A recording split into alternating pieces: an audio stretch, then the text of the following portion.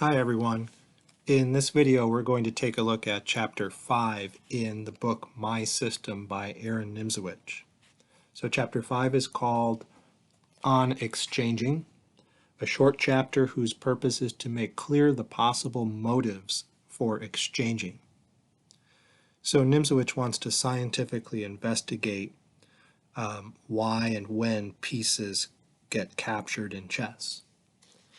And he starts by talking about how the idea of tempo is involved somehow in every exchange that takes place. And one simple example of this he gives is he says we exchange in order to seize or open a file without loss of time. And then he gives this position as a simple example of that. So white would like to play rook to e8 with a back rank mate. So he wants to move his bishop out of the way. Well, he doesn't want to move it simply somewhere to like f3 because that would give time to black to make luft for his king and avoid the back-ranked mate. So white exchanges. So that's a gain of time because if white recaptures, then the mate takes place. And if black doesn't recapture, then he's down that piece and white's going to win anyway. So that's an example of exchanging to gain time. Okay, he also talks about the idea of, in his words, destroying a defender by exchanging.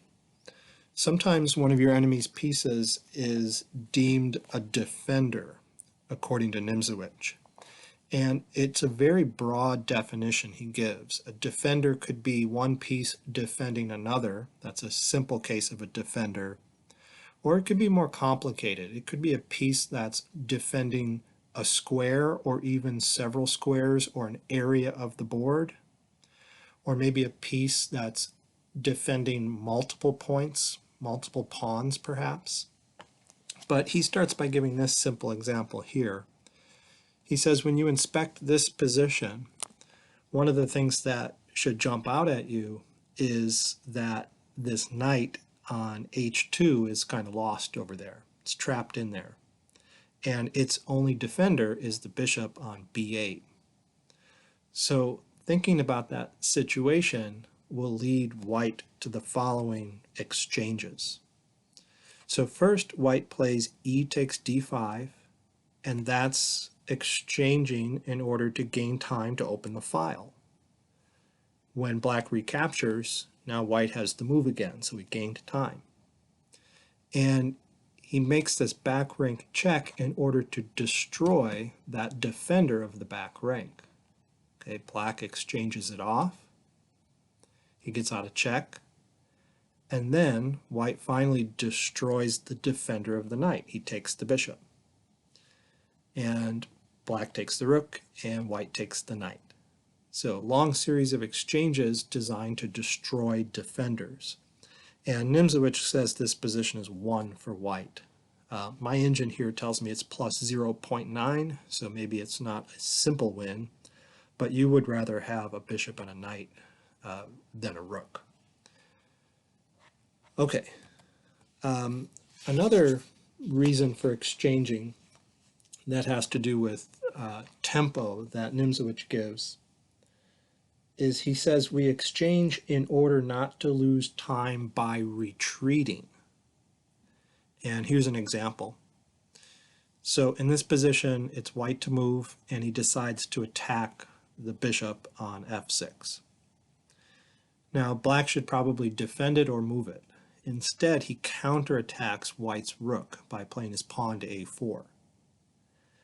Now, here's an example of wasting time by retreating. If white simply makes some saving move with the rook, like there, you can call that retreating, or here that retreating, and that's a waste of time. So the correct move in the position, Nimzowitsch says, is to make an exchange, rook for knight. That way you don't lose time because black has to recapture unless he wants to be down that knight. And that gives you the time you need to capture his bishop. So in that exchange, you actually got those two minor pieces for your rook. And I wouldn't be super confident at this end game, although Nimzowitsch says it's winning for white and the engine agrees it's plus 4.6. Okay, now a subset of the idea of exchanging in order not to lose time by retreating is Nimzowicz's phrase, selling one's life as dearly as possible. And here's what he means by that. It's black to move, and black's queen is under attack. Okay. Rather than moving it, black decides to counterattack white's queen. So now it's white's move. Do you know what white should do here? Well, he should exchange queen for knight, because that gains time in order to take the queen. And now this is a winning endgame for white. And so Nimzowitsch uses that colorful phrase, selling one's life as dearly as possible. I think most people nowadays call that a tactical idea, a desperado. When you are attacking an opponent's piece and he's attacking one of your pieces, so you're in this mutual attacking situation, desperado means you're going to take your attacked piece and get something for it. Exchange it off for the win of time, and then you're going to take your opponent's piece. Okay, so moving on. In this position, we're going to talk about how sometimes weak pawns or even pieces in each camp get traded off one for the other. Nimzowitsch says there's a tendency for weak points or weak pawns to be exchanged one for the other. He calls it an exchange of prisoners. So here's what he means. Take a look at this diagram with black to move, and keep your eye on this weak A2 pawn and this weak B4 pawn. Black begins by attacking the weak A2 pawn. White decides to counterattack black's weak pawn on B4, and those pawns get exchanged. Both parties are happy. They got rid of a weak point in each other's camp. It's just a natural evolutionary thing that happens in a game of chess. Okay, next, I want you to keep your eye on that weak pawn and that weak pawn. Okay, it's black's move, and he attacks D5.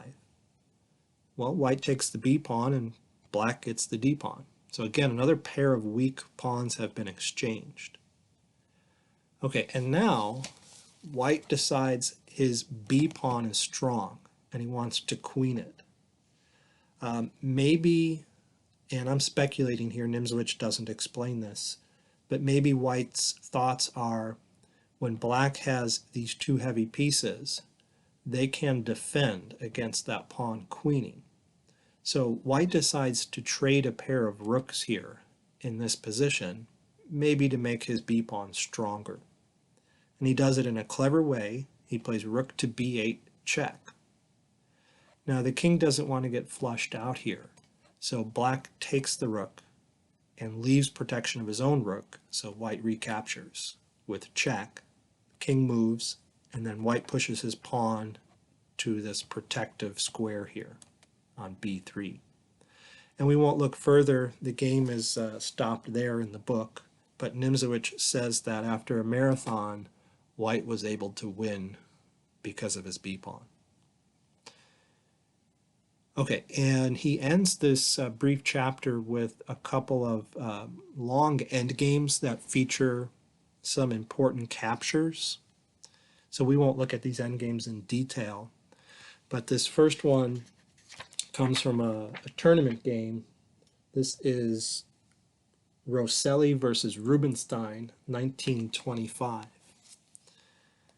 Okay, and the first move here that we're going to look at is an exchange. Black takes the rook on E3, and white recovers with his bishop. I was a little dissatisfied with Nimzowicz's explanation of this exchange. He says, well, black exchanges on E3 in order to keep white from doubling rooks. I don't think that was much of a threat. If he allows white to double the rooks, he can exchange afterwards. Not to mention, I think the file is well defended here, and the rook on e8 has 3 defenders. I know you don't want your opponent to have more heavy pieces on the file than you, but I don't see the immediate need to exchange on e3. And I don't think Nimzowitsch did either, because he gave a second reason. He says, besides stopping white from doubling the rooks, black really had no other productive move. He said, what else could you do? It seems like a little bit of a cop-out to say, well, sometimes you exchange because it's the only move. But nevertheless, that's what happened. And then a lot of maneuvering took place here. The position is equal.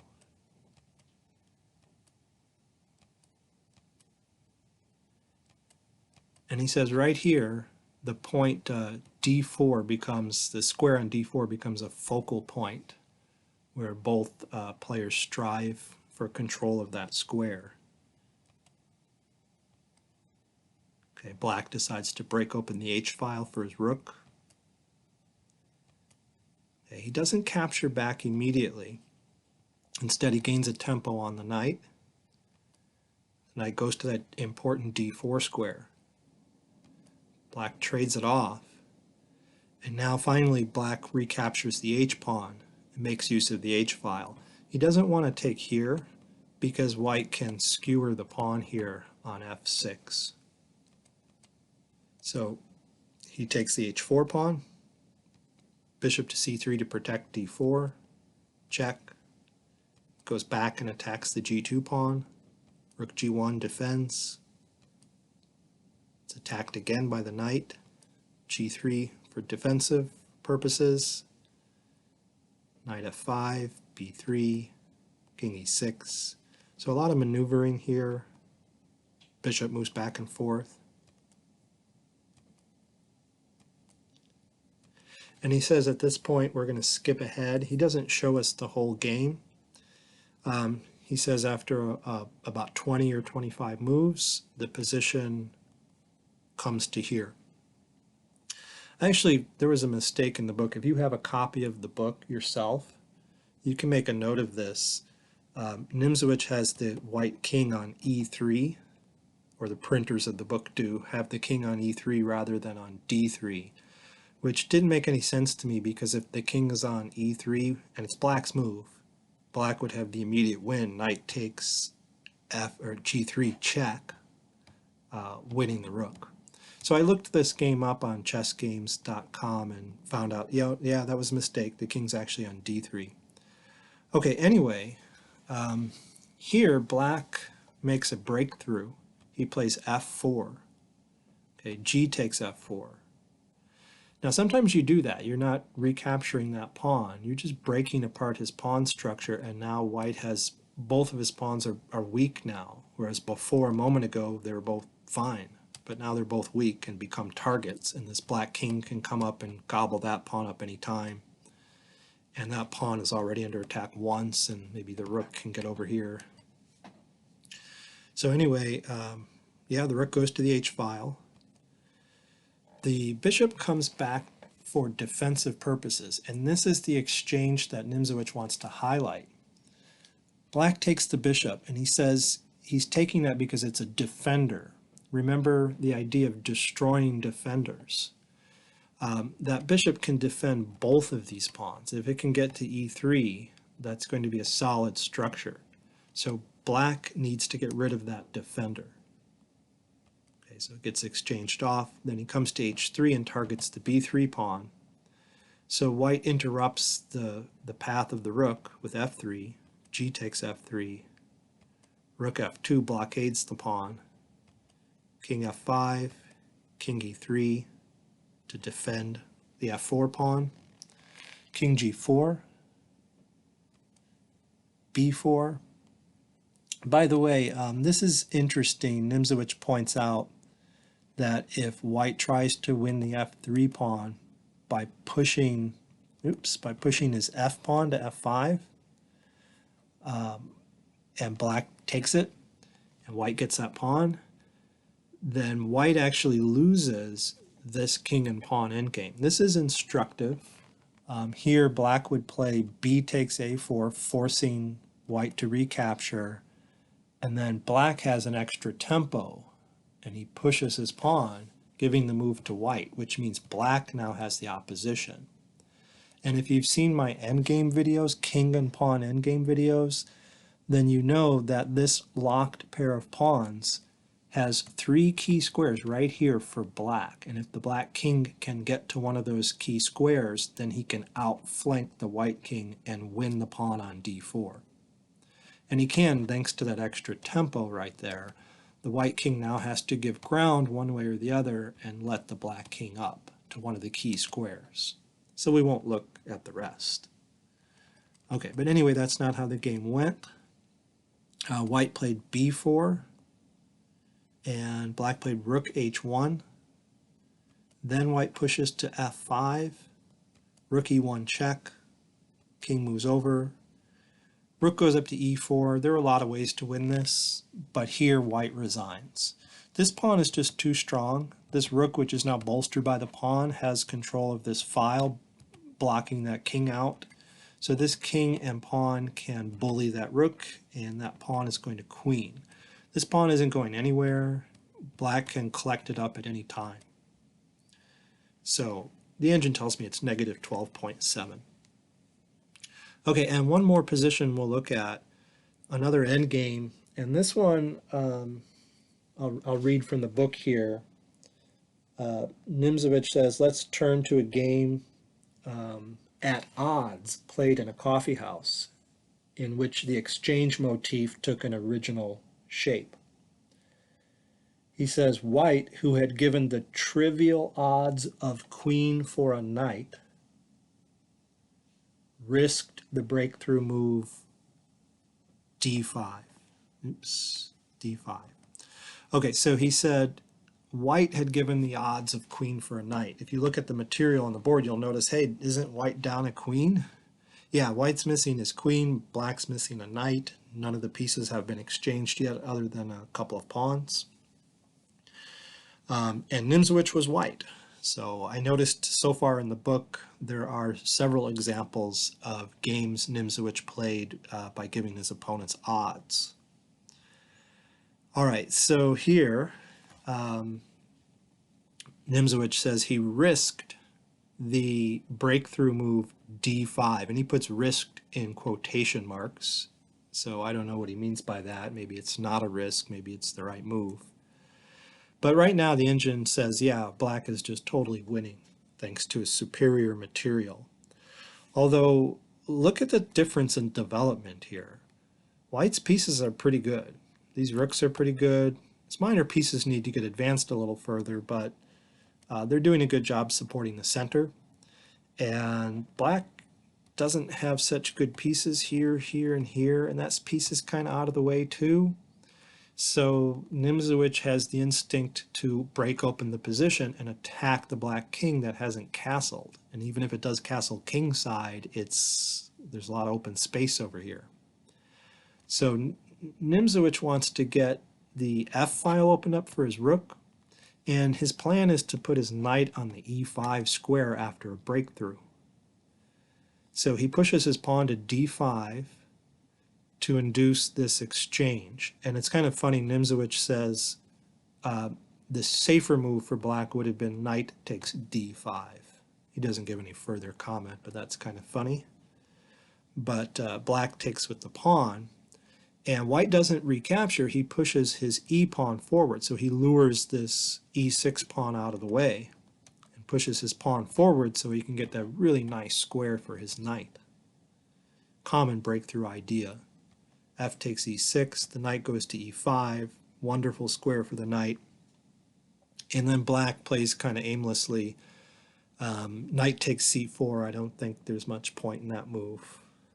And that I think the engine says is the biggest mistake here, or is the big mistake that turned the tide.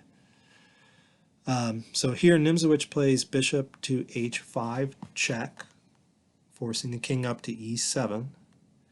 And then he makes an exchange, and this is the exchange he wants to feature here. He plays knight takes the bishop on C6 with check. It's a royal fork, in fact.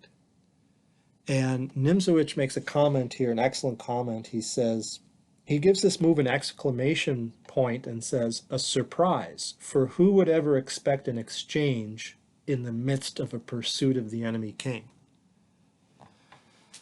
Okay, well, we're going to see the point of that exchange. Why does white take that bishop? Remember, in this chapter, Nimzowitsch is striving to explain why every piece ever in chess gets taken. So black recaptures, he doesn't want to lose his queen, and then white plays rook f7 check. King comes up to d6, knight takes c4 check, opening this d file. And then he plays rook to d1 check. And this is where we see why that exchange took place. Remember, there was a bishop on c6. If white never exchanged it, that bishop could come to d5 and block this check and stop the mating net. So that was Nimzowicz's brilliant idea. And the king is forced up to e5, and he's trapped between these two walls the rooks are building, and there's a mate in two with the bishops. Check and mate. Unfortunately, when I checked this with the engine, Nimzowicz's brilliant move was incorrect. Okay, that exchange was incorrect right there. Instead, the engine says if you make that move, the position is about equal. And we'll see that in a minute, but first I wanted to point out the engine says there is a mate in this position, a mate in 6 in fact, but it doesn't begin with taking the bishop. It begins with rook to f7 check. And it's just a different plan altogether than the one Nimzowitsch had. And there's a lot of different sub-variations here. I'll just show you one really quickly. If the king does go up to d6, then knight takes c4 check, opening up the file again, and then knight takes c4 check.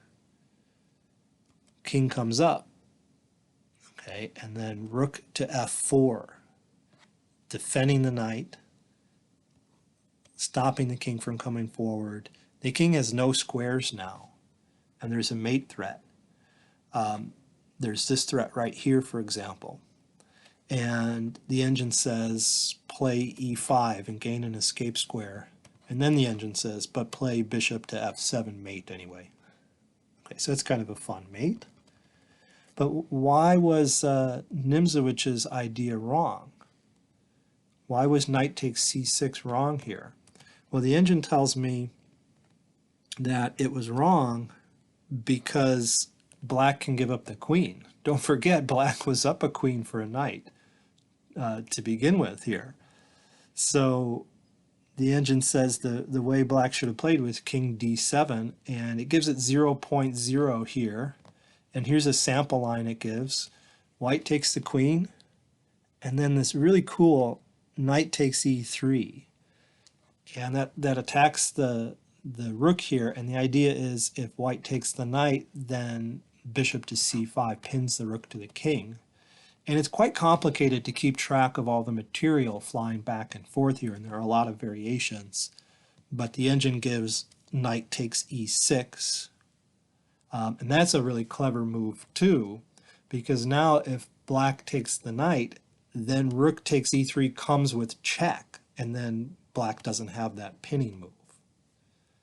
Okay, but then engine suggests black takes the rook on f1, and then knight takes f1, bishop d6, bishop g4, and it says the position is actually slightly in black's favor, negative 0.4 here, and there's a lot of play left.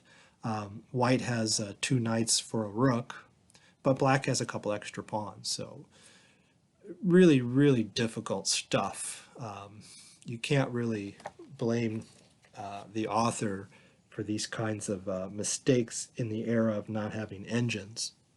And it doesn't take away from the brilliance of his idea, which was removing or destroying that defender, in his words.